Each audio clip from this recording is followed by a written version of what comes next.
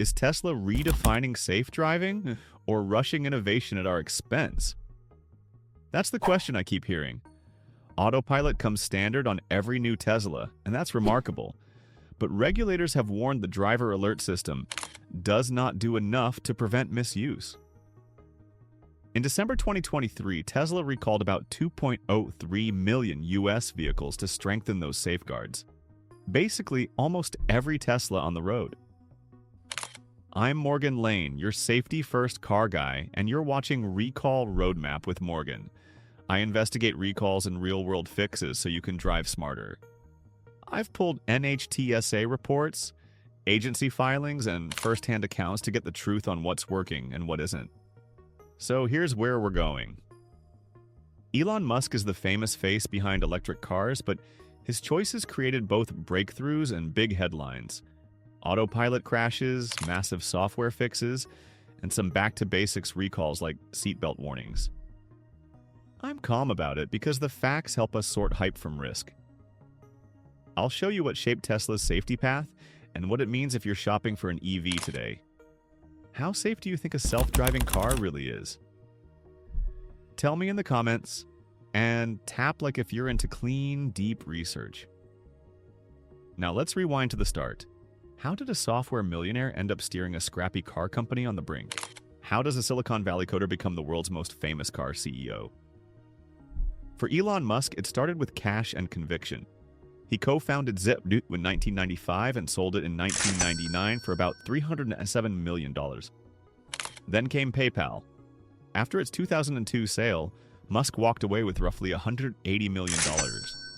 Instead of playing it safe, he poured money into big bets: SpaceX and an upstart EV maker called Tesla. In 2004, he led Tesla's $7.5 million financing round. He wasn't a founder, but he became chairman and the largest shareholder. When the Roadster program struggled and funds ran thin, he put in about $40 million of his own money to keep Tesla alive in 2008. That kind of move isn't just about wealth, it's belief.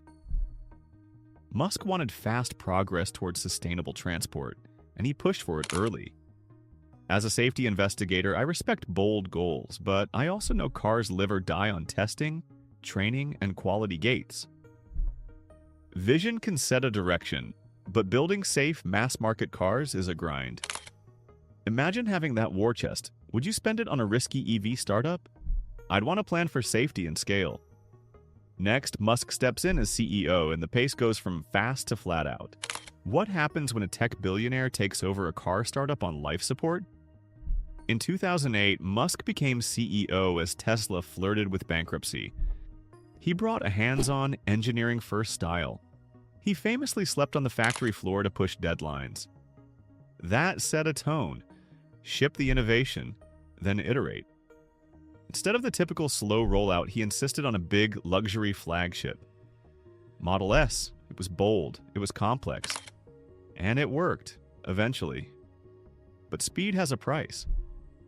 Tesla chased vertical integration, aggressive targets, and rapid hiring.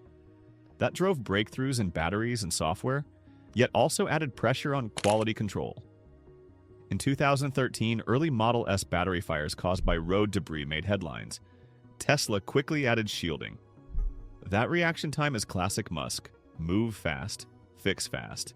Oh, as someone who's walked plant floors, I've seen how urgency can help and hurt.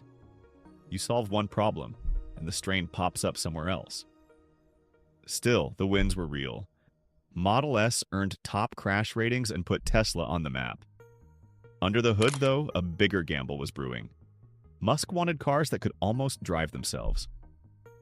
Up next, the Autopilot Promise, and the gap between demo day and daily traffic. Why bet so hard on self-driving? And was it ready? In 2015, Tesla rolled out Autopilot Level 2 Driver Assist. It can steer and control speed, but it still needs an alert human at the wheel. Over time, Musk promised quick leaps toward full autonomy.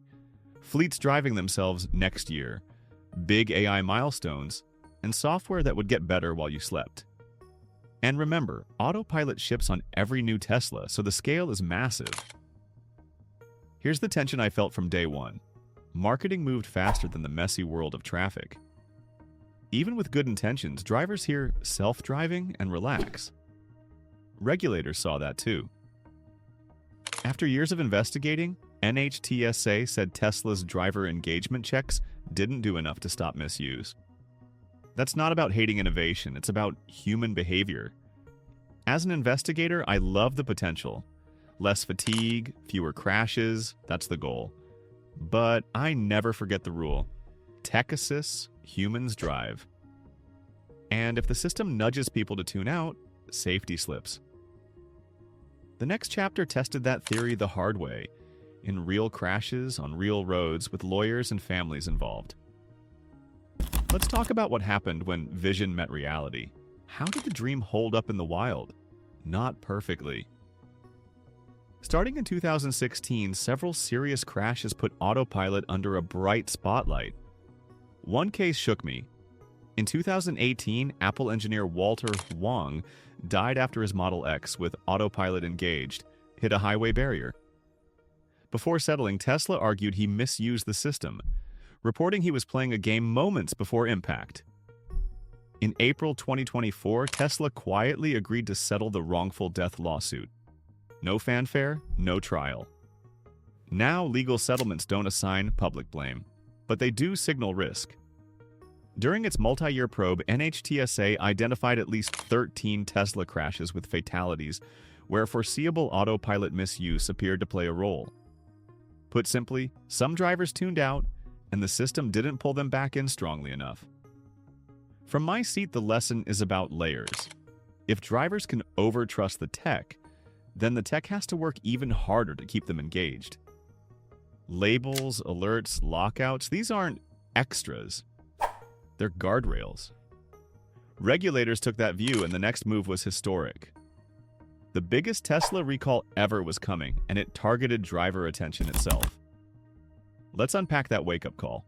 How did regulators answer those concerns? With scale. In December 2023, Tesla recalled about 2.3 million U.S. vehicles, nearly every Tesla, to strengthen Autopilot's driver attention safeguards. NHTSA said the existing system was a weak driver engagement setup that left a critical safety gap. Tesla's fix added stronger prompts and limits to better ensure drivers stay alert when Autopilot is on. It rolled out widely through software updates. That's a huge moment in car safety. Millions of vehicles, one rule: pay attention. And yet, the story kept moving.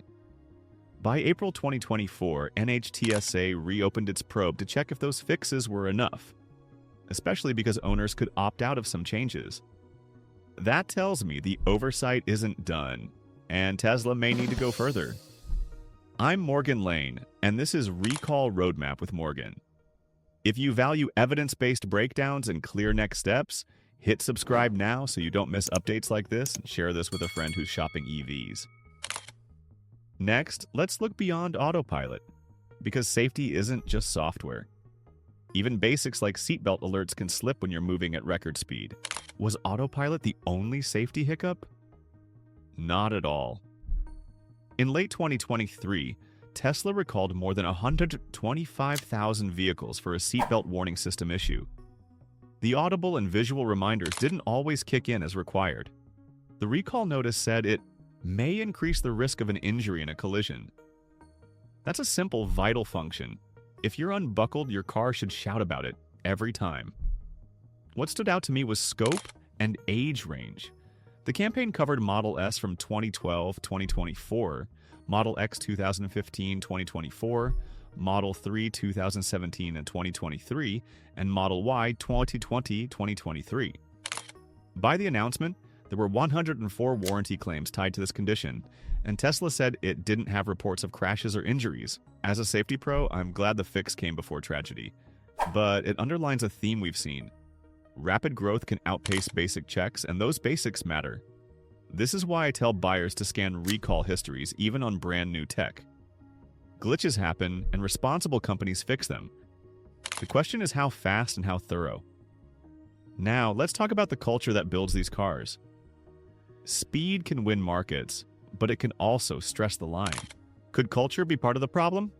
Tesla's factories have a legendary pace. Former employees have described intense deadlines, long shifts, and a push to hit ambitious targets. Reports over the years, including a Guardian expose, highlighted injuries and burnout concerns at Fremont during ramp-up. Tesla disputes that there's systemic danger, but the pressure is real. I've walked enough plants to know, when you sprint, quality checks can lag the design. Analysts point out a common pattern. Tesla launches early, then leans on over-the-air updates to refine features. That's powerful in software, but cars are hardware too. We've seen first-run fit and finish issues. Misaligned panels, sticky door handles, minor rattles, followed by fixes. In 2017's production hell for Model 3, those growing pains were on full display. Consumer reliability surveys in later years echoed the variability. Does innovation slow down for perfect quality? Not in this playbook. The bet is to ship, learn, and correct fast. Sometimes that works, sometimes it catches up, like with seatbelt alerts or autopilot prompts. Regulators have noticed, which brings us to how Tesla stacks up on official safety scores right now, and what's still under the microscope. With all the headlines, where does Tesla stand on safety today? On crashworthiness, the car is test strong. Model 3 and Model Y have earned 5-star NHTSA ratings and top marks from IIHS in core crash tests. That tells me the metal and structure protect people well. But safety now also means software and behavior. After the massive 2023 Autopilot recall, NHTSA in April 2024 reopened its investigation to see if the fixes truly reduce misuse, especially since owners could opt out of some changes. Across a multi-year review, the agency identified at least 13 fatal crashes where apparent autopilot misuse played a role. Regulators called Tesla's earlier driver monitoring inadequate and flagged a critical safety gap. Tesla, for its part, says attentive drivers are safer with autopilot on, and the company continues updating software. So where does that leave drivers? In a place of power if we stay engaged. Use driver assist features, but treat them as assist, not autopilot in the airplane sense. Keep eyes up and hands ready.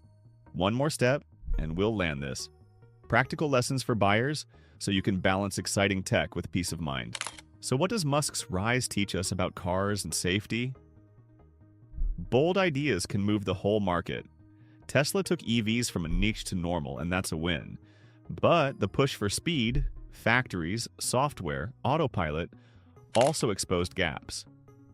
We saw a 2.03 million vehicle recall to boost driver attention, a 125,000 vehicle fix for seatbelt alerts, and ongoing probes to test whether upgrades are enough. That mix of progress and correction is the EV story right now. Here's my simple checklist if you're buying. Check NHTSA's recall page for your VIN, read IIHS and NHTSA crash ratings, and if you enable autopilot or any level 2 system, stay alert, always. Consider waiting a few months after a new model or software wave to let early fixes land. Ask your service center to confirm recalls and updates before delivery. I've combed through filings and databases so you don't have to, and I'll keep doing it.